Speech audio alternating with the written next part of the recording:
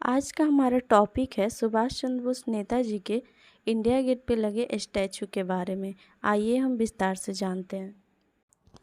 प्रधानमंत्री नरेंद्र मोदी ने India gate के पास 8 अगस्त 2022 को स्वतंत्रता सेनानी नेताजी सुभाष चंद्र बोस की भव्य प्रतिमा का अनावरण किया। प्रतिमा का अनावरण आज़ाद हिंद फौज के पारंपरिक गीत कदम कदम बढ़ाए जा की धुन के साथ किया गया। बोस की प्रतिमा उसी स्थान पर स्थापित की गई है जहां इस साल की शुरुआत में पराक्रम दिवस के अवसर पर नेताजी की हेलोग्राम प्रतिमा का अनावरण किया गया था। इस हेलोग्राम प्रतिमा का अनावरण नेताजी की 125वीं जयंती के अवसर पर किया गया था। अब हम इस प्रतिमा के बारे में विस्तार से जानते हैं। प्रतिमा की ऊंचाई 28 फीट है, जो काले ग्रेनाइट पत्थर से बनी है। यह ग्रेनाइट पत्थर तेलंगाना के खम्मम से लाया गया है। इस प्रतिमा को पारंपरिक तकनीकों तथा आधुनिक औजारों का उपयोग करके पूरी तरह से हाथों से बनाया गया है। अरुण योगराज के दल ने मिलकर यह प्रतिमा बनाया है। यह प्रतिमा भारत की विशालतम सजीव अखंड पत्थर पर निर्मित हस्त प्रतिमाओं में से एक है। साथ ही इस अवसर पर राजपथ का नाम बदलकर कर्तव्य पथ कर दिया गया है। इस अवसर पर एक भारत श्रेष्ठ भारत तथा अनेकता में एकता प्रदर्शित करने के लिए देश के कोने कोने से 500 कलाकारों ने सांस्कृतिक उत्सव का प्रदर्शन किया है। बात करें इनके जीवन के बारे में तो नेताजी का जन्म 23 जनवरी 1897 को उड़ीसा के कटक में हुआ था। इनकी प्रारंभिक शिक्षा कटक के रेविसाव कॉलेजिएट कॉलेज में हुई। उच्च शिक्षा के लिए इंग्लैंड के कैम्ब्रिज विश्वविद्यालय में गए। नेताजी का आध्यात्मिक गुरु विवेकानंद तथा राजनीतिक गुरु चित्तरंजन दास थे।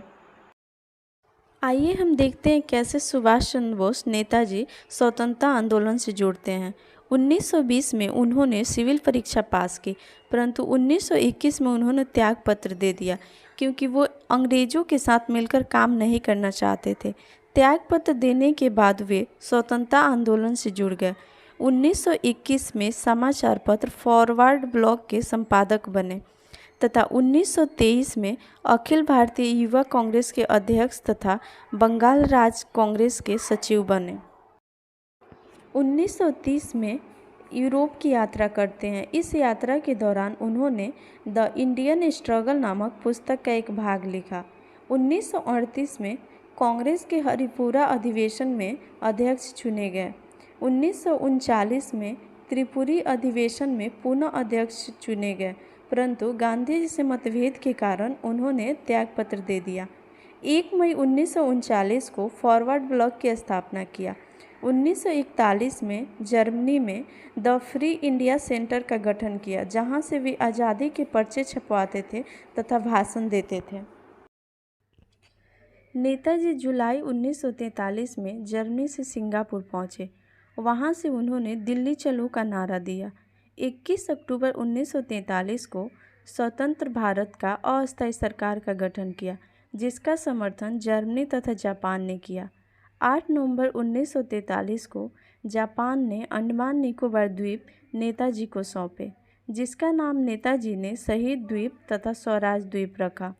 18 अगस्त 1945 को टोक्यो जाते हुए हवाई दुर्घटना में नेताजी की मृत्यु हो गई। उनके द्वारा दिए गए नारे इस प्रकार हैं: दिल्ली चलो, जय हिंद तथा तुम मुझे खून दो, मैं तुझे आज़ादी दूंगा।